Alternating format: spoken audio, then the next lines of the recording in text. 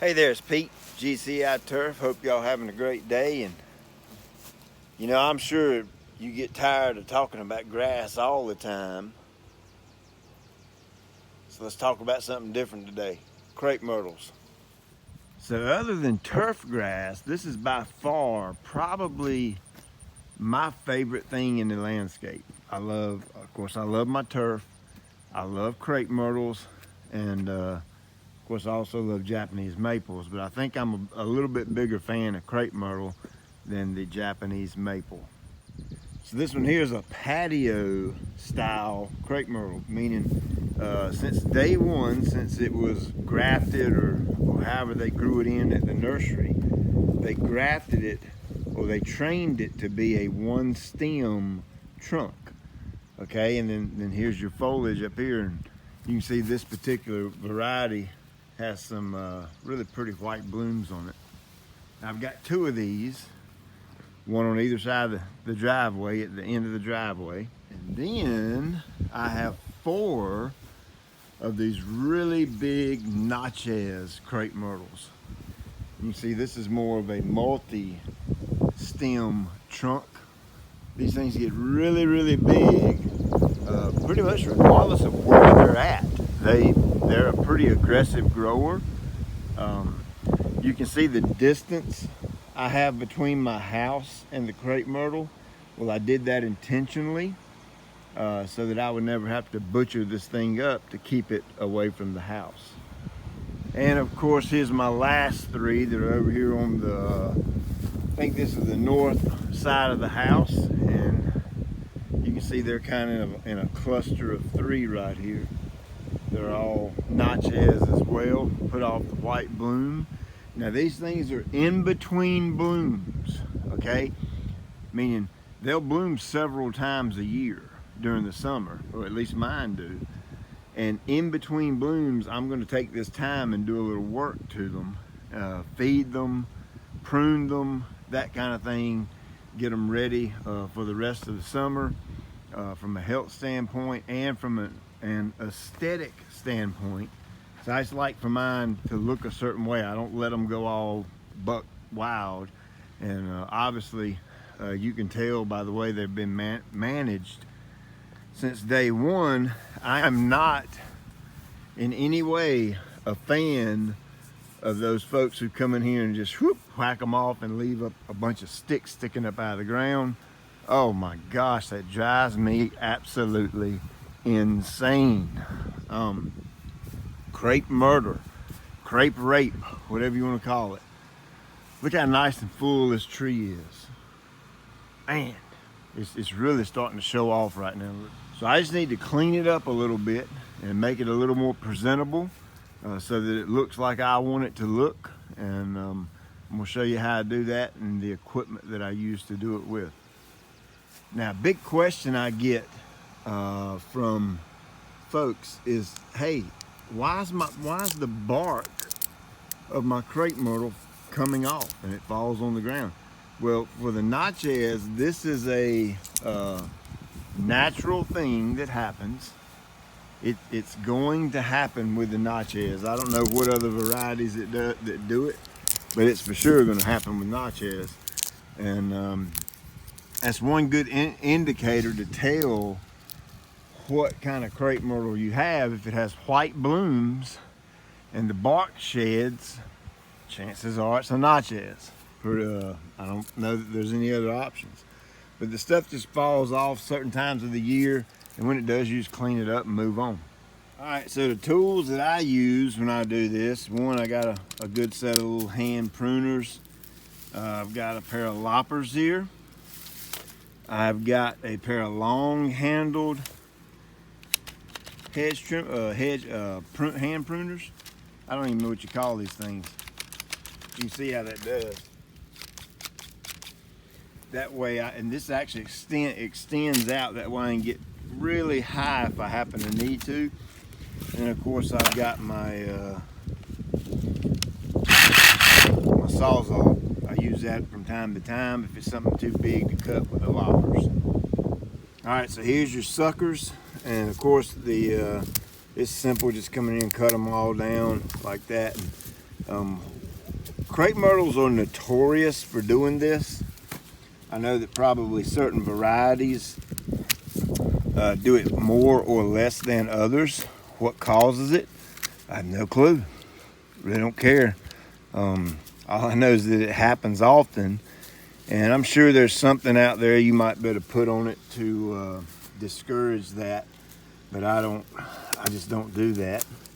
I'll come out here about once every 2 to 3 weeks, take my hand pruners, clean it up good, like so. Put a little bit more pine needles around there, kind of hide that a little bit, just like that. I like to keep the trunk of the tree all the way down to the base as clean as I can, and I will keep it like that. I'm 6'1", and I can reach up, I guess, around the 7.5 foot mark. Wherever I can reach to is how I want it clean. So all this little thing, all this stuff right here has got to go. Anything in from my 7.5 foot reach down to the ground, I want to clean all that up. All right, anything hanging down, let me get out here so I can show you. All right, I think you can see it a little better right here. You can see how some of these branches are kind of hanging down and drooping down. Well, my personal take on that is I don't like the way that looks. I don't like the way those branches are hanging down. So I'm gonna kind of come in here and clean it up and even up the bottom of my canopy like that. And I'm gonna do all that with these pruning tools. And then once I do that, I'll step back, take another look at it, and see if I need to do any more work. All right, so here's your little tip. You see this knot where here's your main trunk right here, and this branch is coming off of here. Well, see this little bump right here? That's called the collar. Well, inside that collar is everything that's needed for this cut to heal back up correctly. So you want to make sure that when you cut, you don't cut even with the trunk. Okay, don't cut like this. Come out here and cut it right above the collar. That way that can heal up like it needs to.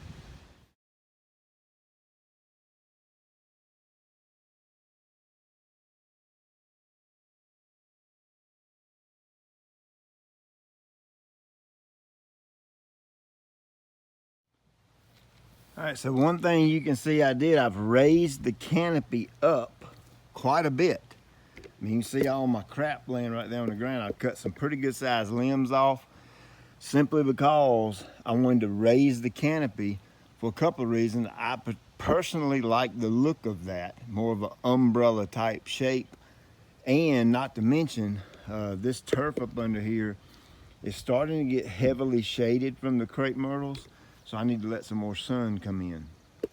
Now, one thing you want to remember when you're cutting some of this material that's kind of hanging out way out here, always start your cut on the outside and work your way back to the limb, one of the main branches. The reason is, let's say one of these main branches is coming out and then has a big shoot of growth growing up that makes the canopy what it is.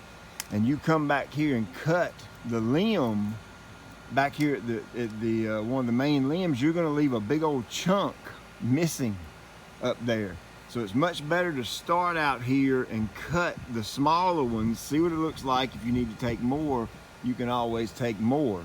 Once you make the cut, you can't put it back. All right, so I've got all my bigger stuff cut. I've got everything I can reach with the hand pruners. So now I'm gonna get in here and kind of fine tune it.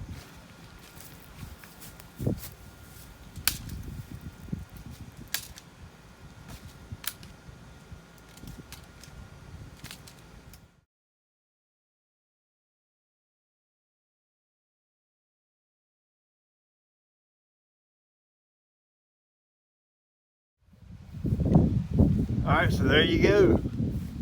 Now I realize that most everybody are professionals when it comes to crepe myrtles. I don't dare claim to be one.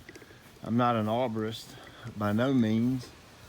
I simply taught myself how to do it this way because I like the way it looks. Of course, you may have a different way you like for it to look, but you can for sure use this if you want. You can see how it's kind of opened up the canopy and aired it out. That way I can get some good airflow in there.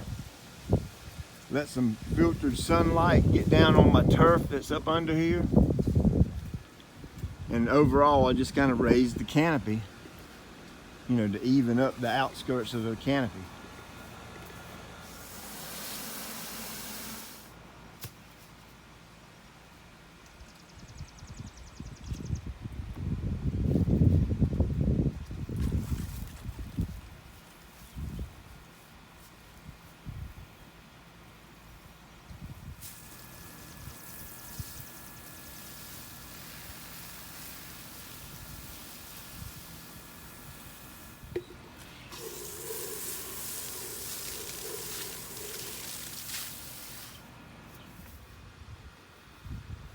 All right, well, there you go.